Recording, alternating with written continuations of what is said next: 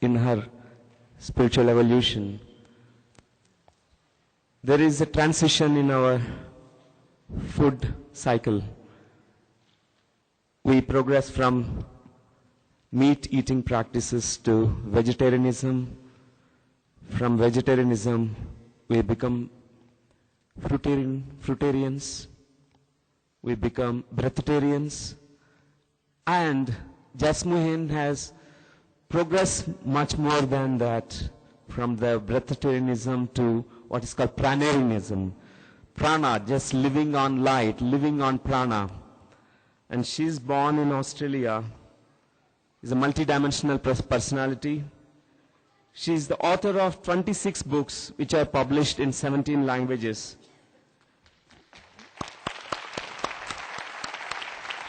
She began to focus on vegetarianism at the age of 2 and began to study Qi at the age of 7. 74 discovered telepathic abilities from 75 to 92, various careers. In 92, she retired from the corporate world to pursue a metaphysical life.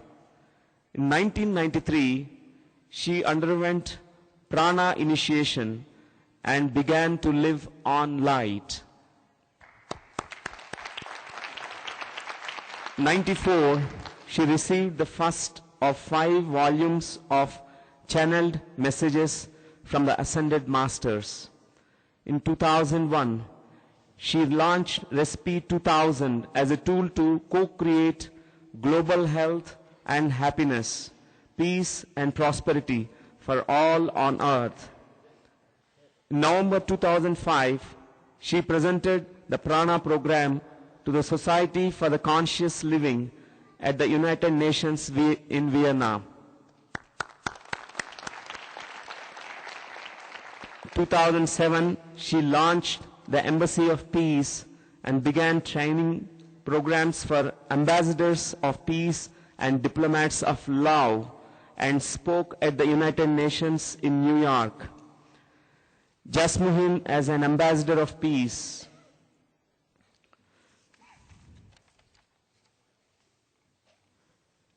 In 1996, formed MAPS Ambassadry. 97-98, launched MAPS in 33 countries. 98, formed the International MAPS Alliance. June 1998, the Impeccable Mastery Tour. So many achievements in spirituality and spreading her divine wisdom to one and all.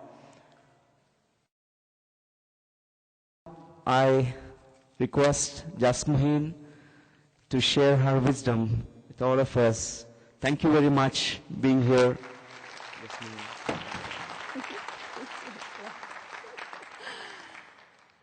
Wow, I've been really busy, haven't I?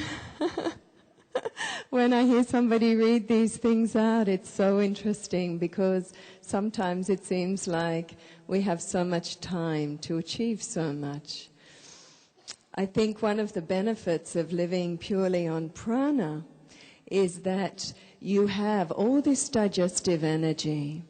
If you read certain research, they will say that you can spend anywhere from 40% of your energy to 80% of your energy just digesting food. And it's interesting because different research sources say different things.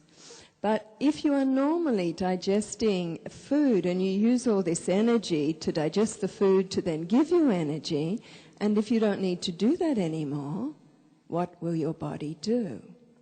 It can take that energy and start to work in different ways within the human system and start to enhance other capacities, your clairvoyant ability, your clairaudient ability, your clairsentient ability.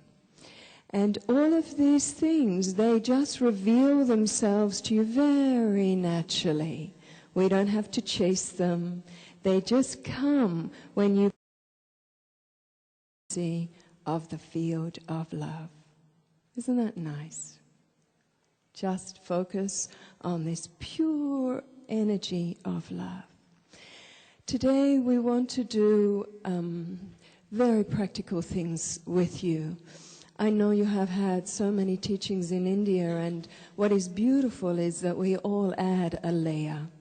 There is no right, there is no wrong, there is just layers.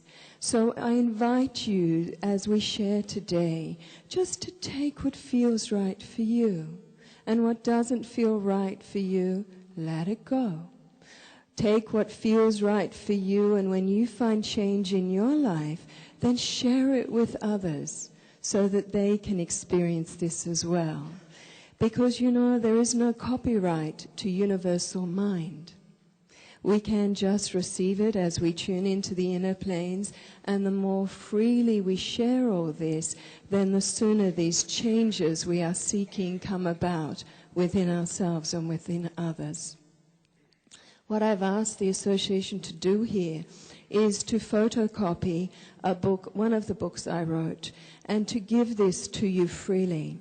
It is only in English, okay?